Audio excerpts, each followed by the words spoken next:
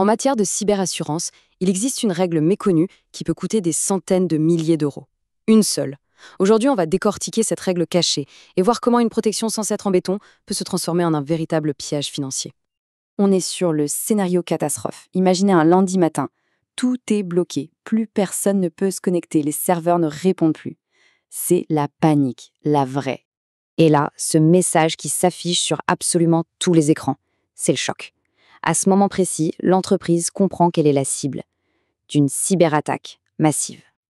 L'arme du crime, ici, c'est un rançongiciel. On entend souvent le mot anglais « ransomware ». Ce type de logiciel ne se contente pas de voler des données. Non, il va beaucoup plus loin. Il chiffre absolument tout, tous les systèmes. Et ça, pour une entreprise, ça paralyse complètement l'activité. C'est un arrêt total, brutal, instantané. Pour bien saisir l'enjeu, on va suivre une histoire qui est basée sur des faits réels, celle d'une entreprise qu'on va appeler Technosolutions. C'est une société de logiciels qui, jusqu'à ce jour, était florissante. Alors, Technosolutions, c'est une belle PME. 80 salariés, 12 millions d'euros de chiffre d'affaires, une affaire qui tourne. Et puis, ce fameux lundi matin, tout s'arrête net. Tous les serveurs, la production, les données clients, tout, absolument tout est chiffré. Et pour couronner le tout, les pirates exigent 200 000 euros. La crise est totale. Et pourtant, au milieu de toute cette panique, la direction, elle, pense avoir une bouée de sauvetage, une police de cyberassurance fraîchement souscrite. Ils sont persuadés, à ce moment-là, d'être couverts. Après tout, ils sont assurés, non? Ils ont payé leurs primes. Qu'est-ce qui pourrait bien mal se passer? Eh bien, comme on va le voir, absolument tout.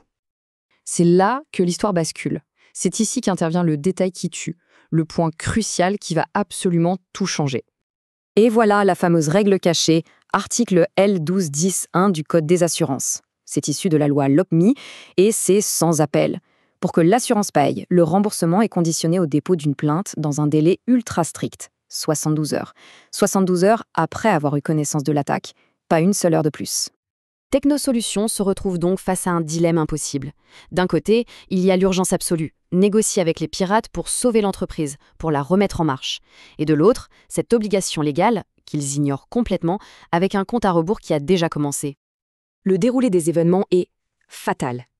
L'attaque est découverte lundi à 8 heures du matin. Le chrono est lancé. L'échéance légale est donc fixée à jeudi, 8 heures. Mais, complètement absorbée par les négociations, et sans doute mal conseillé, la direction ne dépose plainte que le vendredi. C'est trop tard, le délai est dépassé. Et cette seule, unique erreur de timing va avoir une conséquence immédiate et désastreuse. La sanction est brutale. L'assureur rejette la demande d'indemnisation. Et d'un point de vue légal, il n'a pas le choix. Le non-respect du délai des 72 heures, ça annule, purement et simplement, la garantie. C'est aussi simple que ça.